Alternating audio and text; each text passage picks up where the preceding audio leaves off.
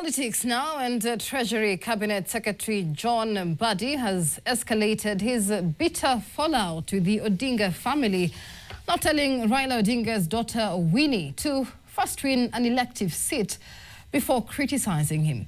Mbadi has also doubled down on his controversial remarks that ODM must stop relying on Raila Odinga's name, even declaring that he is ready to lead the country as president.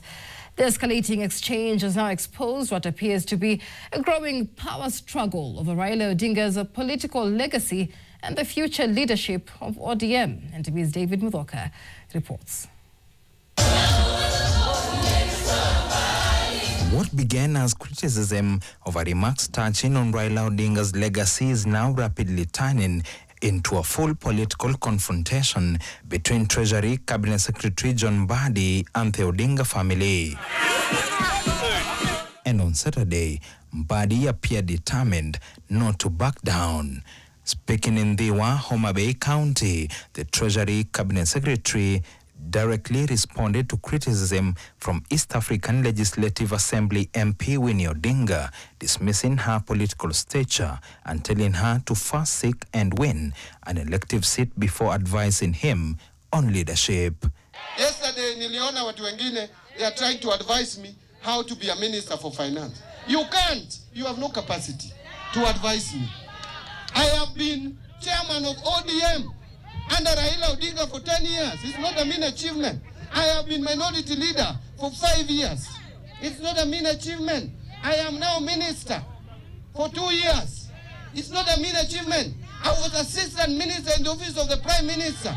It's not a mean achievement. You can't come from nowhere to start advising me. First seek an elective position, be elected, and then people will start also nurturing you as a leader going forward. Mbadi will go even further, defending his political experience and suggesting that he too possesses the credentials to seek the country's top seat. This country is not for a few people. I am ready to lead. Who tells you I cannot lead? I am ready to lead this country, even going forward as the president, not just as any other ordinary person. And therefore you cannot advise me.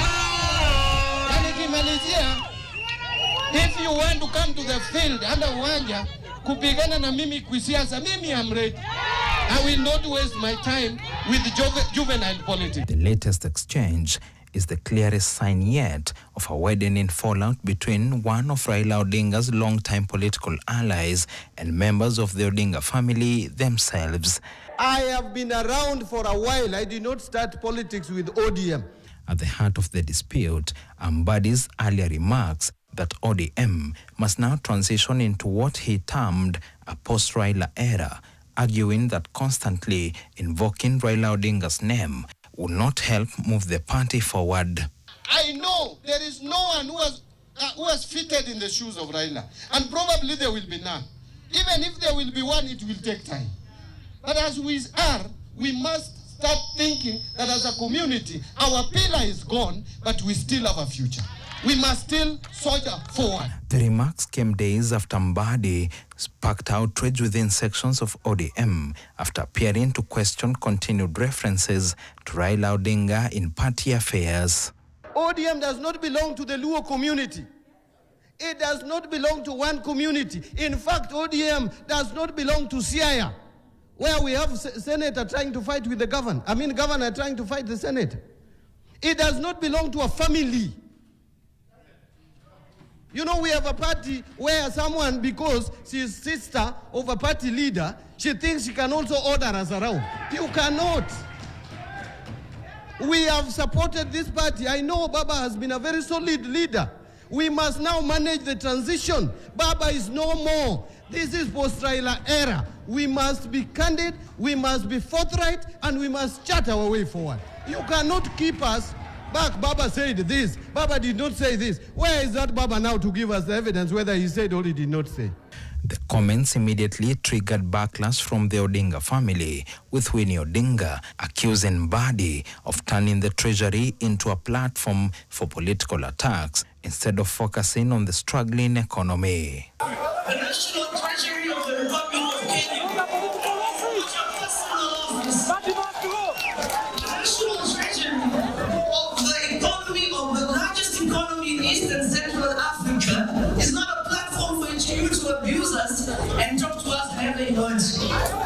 Raila Odinga's widow, Ida Odinga, also weighed in, defending Raila's enduring legacy while appearing to dismiss suggestions that his influence had faded. Sometimes I hear people asking, where are they now? I don't want to answer them, but I will just remind them of what some scholars had said in history. In the book of Shakespeare, it says a very obvious thing, that no life lives forever, and a dead man rises up never. And that's how we all know that. But at the same time, in Professor Mbithi's book of the religions, African religion studies, he says that so long as people are remembering you, so long as, even if you're dead, people are mentioning your name, he talks of the living dead. David Muthoka, NTV, Nairobi. Talks of the living dead